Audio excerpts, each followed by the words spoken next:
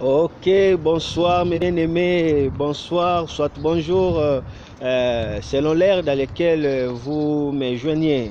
Ok, j'ai une pensée divine à communiquer avec vous.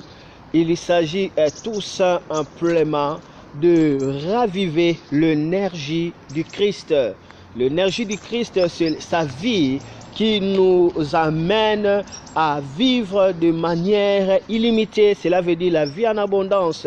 Une vie qui va nous conduire jusqu'à l'éternité. C'est ça l'énergie. L'énergie du Christ, il s'agit aussi de sa santé divine qui nous donne. Alléluia. L'énergie du Christ, c'est aussi la solution qui nous donne. Et surtout, au-dessus de tout, c'est la paix que le monde ne peut pas donner. Mais comment raviver cette énergie du Christ? Oui, c'est si simple. Pour raviver l'énergie du Christ, Jésus lui-même nous a donné le secret.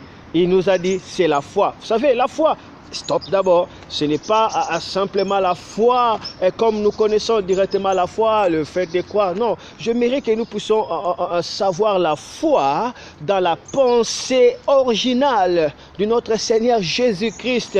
Jésus a dit dans sa conversation avec Nicodème, là Jésus a livré le principe du royaume. C'est là où le majestueux verset que nous disons chaque jour, que car Dieu a tant aimé le monde, il a donné son Fils unique, afin que quiconque croit en lui ne périsse point, mais qu'il ait la vie éternelle. Tout cela était révélé par la conversation que Jésus avait avec Nicodème. Voilà, Jésus va dire dans Jean chapitre 3, verset 14, il commencera à dire, comme Moïse éleva le serpent dans le désert, il faut de même que le Fils de l'homme soit élevé. Oh, Jésus voulait dire tout simplement, il faut que nos regards soient fixés vers lui, parce que lorsque le peuple d'Israël était mordu par des serpents brillants, lorsque leur vie n'avait point de repos, lorsqu'ils avaient contacté la mort et le venin circulait et annonçait la mort du peuple d'Israël,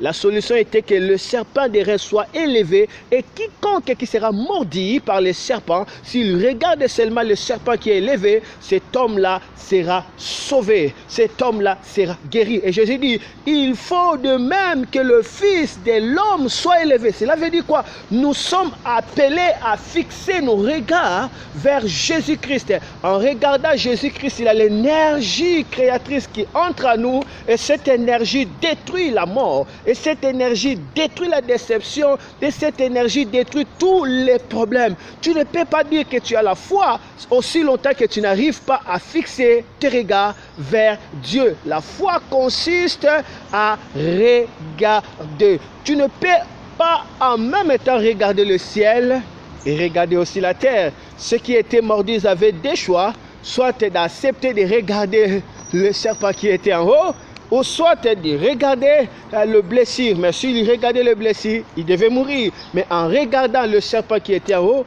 il devait capturer la vie, parce que l'énergie devait être infusée dans leur corps. Et Jésus va dire encore dans le verset 15e, afin que quiconque le regarde ait la vie éternellement. Et la vie éternellement. Donc on va voir que la vie éternelle consiste à fixer les regards, à regarder Jésus-Christ, à regarder la croix, l'œuvre qu'il a fait. C'est ça la véritable foi qui libère l'énergie vitale. Et Jésus-Christ va encore dire, car Dieu a tant aimé le monde, il a donné son Fils unique afin que quiconque croit. Quiconque croit, comment croire? Cela veut dire regarder. Comment croire? Cela veut dire vivre sous son regard. C'est la raison pour laquelle Dieu avait dit à Abraham, Abraham, vis sous mon regard.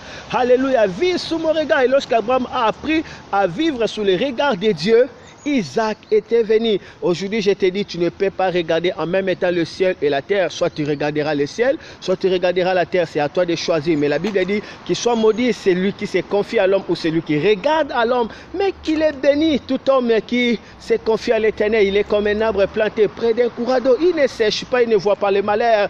Tous ces jours, alléluia, sont heureux parce qu'il se confie à l'Éternel. Aujourd'hui, la foi, c'est regarder. Fixer les regards vers Dieu.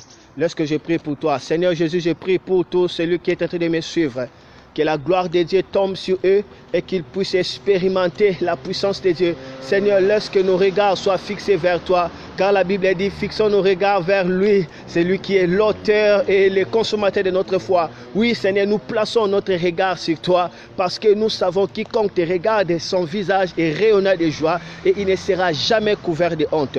Lorsque tu bénis chacun de nous par la puissance de Dieu. Aujourd'hui, prends l'engagement de regarder malgré le venin. Regardez Jésus-Christ et le venin sera détruit. L'énergie est disponible à celui qui regarde. Bye bye, que le Seigneur vous bénisse abondamment. Merci beaucoup.